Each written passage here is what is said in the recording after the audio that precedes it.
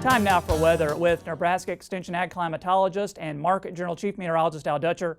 Al, can you believe the year is almost half over? Just a few more days left in June. What can we expect in the forecast? Well, Troy, the uncertainty going forward as we're getting toward the end of June and halfway through the year is comparable to trying to throw darts at a board. Essentially, the models are all over the place in regards to where we go from this point forward over the next couple of weeks. One day the models are showing cool, one day the models are showing warm. The biggest issue is how much precipitation can we get over this stretch before some of that hotter air starts to build in from the west, where we're going to see some very wicked temperatures over the weekend. The crop itself, and at least in the corn crop, is starting to rapidly approach the point to where we're going to get into that pollination stage over the next few weeks, and so water use is ramping up, and these recent precipitation events have been very, very welcome, although some of that dryness in the panhandle in the southwest is starting to reemerge due to missing out on many of these precipitation events. But in the same token, parts of northeast Nebraska that have been hard-pressed to get much significant moisture finally at least got a nice little drink of moisture, particularly in the Niobrara River Valley, where we've seen precipitation totals ranging between 1 and 2 inches from this recent precipitation events. So as we go to the upper air models, the one thing we'll draw your attention to is that this trough in place has been responsible for a lot of the thunderstorm activity is going to be a slow grinder toward the east, and that may slow up the heat coming in from the west. So we have this trough, and at the surface, a low pressure lined up in southwestern portions of Wisconsin.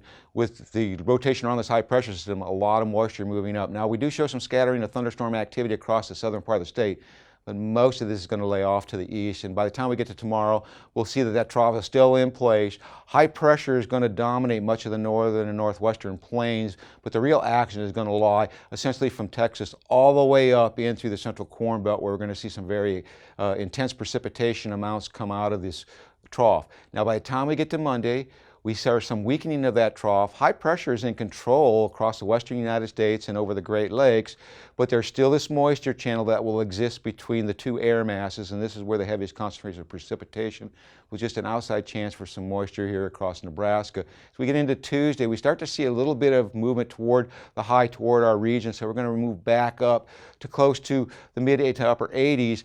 But once again, all the precipitation focuses along this line and just a scattering across Nebraska, so no real significant moisture relief. We still keep the trough in place on Wednesday, according to the GFS model. Low pressure develops over the northern portions of Minnesota. We see more of a scattering of shower activity as the frontal boundary itself breaks down. But still on Thursday, we keep that troughing pattern over the Great Lakes, and this is where things start to diverge on the models. We see low pressure over the Great Lakes, high pressure over southern Canada starting to move toward the Great Lakes, and we once again see a renewal of this frontal boundary system, so there may be some convection moving into southern Nebraska. Now by Friday, the model started to try to move this out and bring that warmth into our region. So as we go into the 4th of July weekend, it looks like we'll start to see some of that heat moving in from the west, although it doesn't at this point look extreme. The major precipitation and major mess will remain to the east of us.